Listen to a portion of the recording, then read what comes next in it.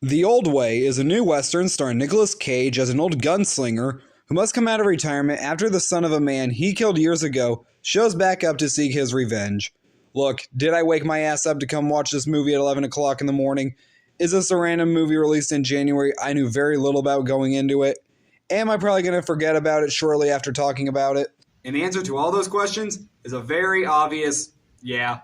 I mean, what do you expect? It's January. Usually there's only one to maybe two good movies that come out this month, and all the rest are going to be utter shit. But for this movie, The Old Way, it was passable. I'll get the positives out of the way first. The acting is good enough. Nicolas Cage is always the best part of any movie he's in, whether it be really good or really bad. And in this, he does a pretty good job as playing this guy who's left behind a life of crime who then has to suffer the consequences of his actions years later. There's also a couple enjoyable action scenes that happen throughout the movie, some better edited than others, and some of the old-timey Western town sets are pretty well done, and there will be a pretty good line here and there. So there's one scene early on in the movie where the wife is taken hostage by the bad guys, and in the process, she manages to get on a horse and ride away. And as she's riding away, one of the bad guys shoots the horse, which leads the wife to say, "You just shot his horse? You may have just woken up the devil."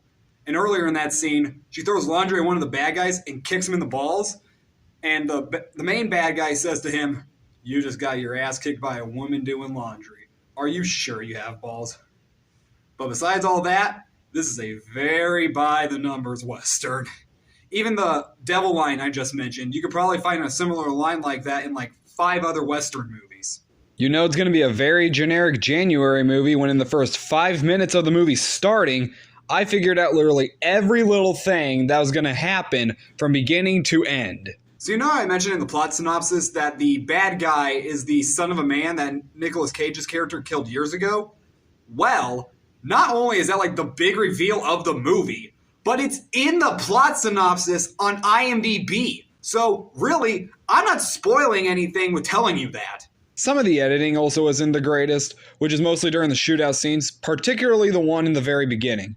This movie is also rated R, and it really has no reason to be. It's not like there's blood flying everywhere or people getting their fingers cut off. There's PG-13 movies I saw last year that were more violent than this, and violence is the only reason this movie is rated R. But probably the best thing I could say about this movie, and this goes for Megan as well, it was a pretty short movie. It was only 95 minutes, and it did feel like I was in and out very quickly, which is saying something because movies have gotten to be so freaking long recently. Hell, I'm pretty sure last month I saw the longest animated movie ever made. But all in all, this movie was a decent enough waste of 90 minutes. Honestly, give it a week and I'll probably forget all about it. But if it's on Netflix and you need to waste 90 minutes, I mean, there's worse things you could be watching. But I'll give the movie a C.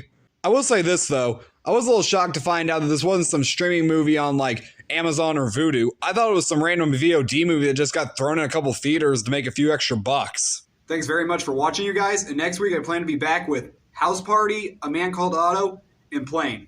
And I'll see you then.